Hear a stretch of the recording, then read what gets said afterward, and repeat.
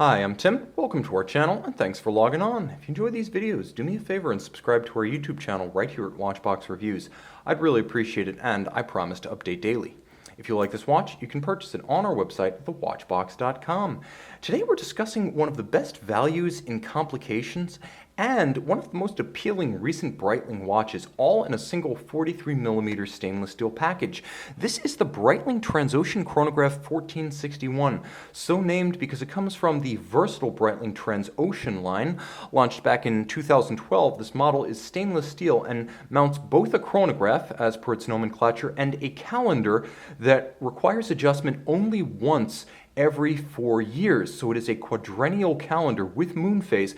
It's basically a perpetual calendar. If you can live with adjusting your calendar once during the Olympic year, you can have a perpetual calendar, chronograph, chronometer, moon phase in the noblest of noble metals.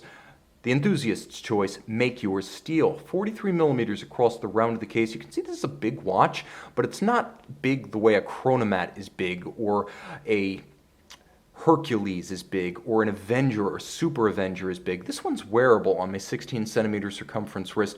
I would even say a wrist as small as 15cm circumference would wear this one well.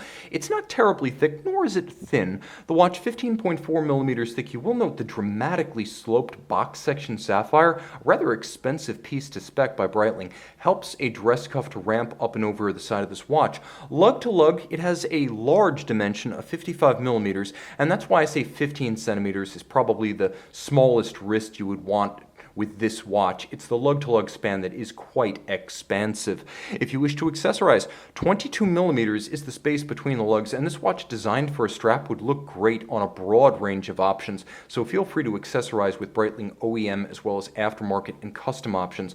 That said, the strap that is equipped is aviation-inspired and robust. It's substantial, and it feels as good as it looks. Bolstered down the center, contrasting stitch in aviator's fashion. You'll note thick-cut sheer flanks showing the layers of construction, calfskin on top, calfskin on the bottom.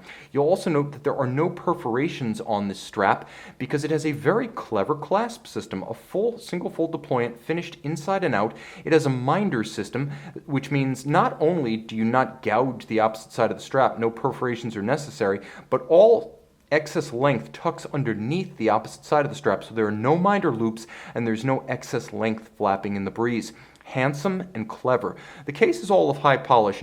It's relatively simple and strong, but my favorite among its few distinct features is the step between the case band and the lugs. They're stepped out just a little bit, a vintage nod that gives the case a less monolithic appearance, all in high polish. It could overwhelm if it weren't for small refinements like that step between case flank and lugs, as well as the handsome rounded lip between the bezel and the case band, and the slight tipped box section slide of that sapphire. It's a thoughtful watch and a surprisingly sophisticated monster, and it is somewhat monstrous when you look at the dial and realize the sheer extent of the calibration, but make no mistake, this is one of those friendly monsters, like the BFG. You can see the watch featuring a cruciform symmetry about its dial, 4 main registers, and a tachymeter scale outboard. By the way, I'm talking about the Roald Dahl BFG, not the gun from Doom.